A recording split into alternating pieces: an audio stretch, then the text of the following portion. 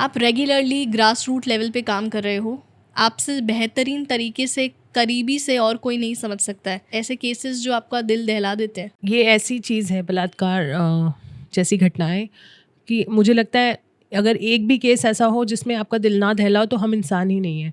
और कोई भी घटना ऐसी देख के तो मन विचलित हो ही जाता है, बट कहीं जब लगता है ना बिल्कुल असहाय महसूस होता है कि जहाँ न्याय की उम्मीद भी ख़त्म हो जाती है, जब लगता है कि यहाँ बिल्कुल दरवाजे बंद हो चुके हैं और बिल्कुल न्याय की उम्मीद ही नहीं बची है, तो वहाँ बहुत दिल टूटता है। अभी पिछले साल का केस है, इन्हीं दिनों का। राजस्थान के गांव में मैं खुद गई थी। एक बच्ची का जो मूक और बधिर है, मतलब ना बोल सकती थी ना सुन सकती थी, 9 साल की बच्ची का बलात्कार हुआ और उसको जला दिया गया। बलात्कार के बाद वो 10 दिन तक तड़पती रही एक अस्पताल में और ना बोल पाई अपनी पीड़ा, क्योंकि वो उसको दर्द भी होता था, इन्फेक्शन, और बहुत पीड़ा में थी। वो इतनी पीड़ा में थी क्योंकि मैंने उसकी तस्वीरें देखी और वीडियोस देखी कि वो इतनी पीड़ा में थी कि वो अपनी पीड़ा बयान भी नहीं कर पा रही थी बोल के। आप सोचिए कितना बुरा हाल होगा उस बच्ची का और उस माँ बाप का। वो बच्ची ने दम तोड़ दिया, ना उसका कोई स्टेटमेंट हुआ वहाँ पर।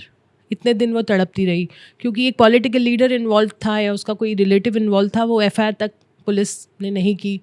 जब हम पहुँचे, थोड़ा हमने प्रोटेस्ट वगैरह किए तो दबाव बना। हालांकि वो ट्रीटमेंट ठीक से होता तो वो बच भी जाती, ना ट्रीटमेंट ठीक से हुआ ना वो बच पाई।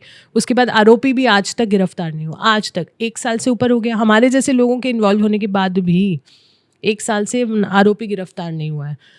और सबसे बड़ी बात यह है कि हम प्रोटेस्ट कर रहे थे। मैं खुद जयपुर में प्रोटेस्ट के लिए गई और माँ की उम्र भी 26 साल की होगी और उसका एक दूध पीता बच्चा भी था। माँ बाप जब प्रोटेस्ट पे बैठे तो पुलिस ने माँ बाप को उठा लिया, पुलिस में जेल में डाल दिया उनको। किस बिना पे? बहुत सारी उन्होंने पे धारा लगा दी और आज तक हमें खुद ही नहीं पता। हमने बहुत लॉयर्स अपॉइंट किए, वो सब चल रहा है, एक प्रोसेस है, कब वो बाहर आएंगे। मुझे बहुत पीड़ा होती है, मैं कई बार डिप्रेशन जैसा फील होता है मुझे, मैं झूठ नहीं बोलूँगी, कि हम कहाँ रह रहे हैं, हम कैसी दुनिया में रह रहे हैं। और उसमें सबसे बड़ी बात है, अगर मूक बधिर है या देख नहीं सकती है पीड़िता, तो न्याय मिलना और मुश्किल हो जाता है, क्योंकि अगर वो देख नहीं सकती है तो वो आइडेंटिफाई नहीं कर पाएगी, तब भी क्रिमिनल बच जाएगा। ठीक है। और अगर वो बोल नहीं सकती है, सुन नहीं सकती है, तो ऐसे बच्चों के साथ और ज़्यादा होता है। अभी एक और केस में पिछले महीने मैं गई थी, यहाँ मेरठ के एक अस्पताल में 8 साल की बच्ची के साथ ऐसा जघन्य बलात्कार हुआ, पर वो टचवुड उसको भी जलाया गया, बट वो बच गई और वो अभी अस्पताल में से छुट्टी हुई है। अभी अब हम लगातार टच में हैं।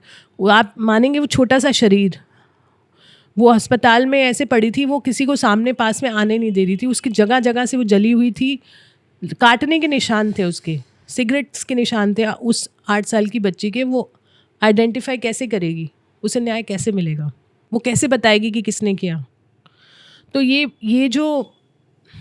चीज़ें हैं ना, ये बहुत दिल को तोड़ देती हैं कि कैसे देश में हम रह रहे हैं, कैसे इन संसार में हमारी बच्चियां हैं, ये छोटे बच्चे हैं जो कि अपनी पीड़ा बता भी नहीं पाते हैं और उनको न्याय भी नहीं मिलता है, दोनों बातें।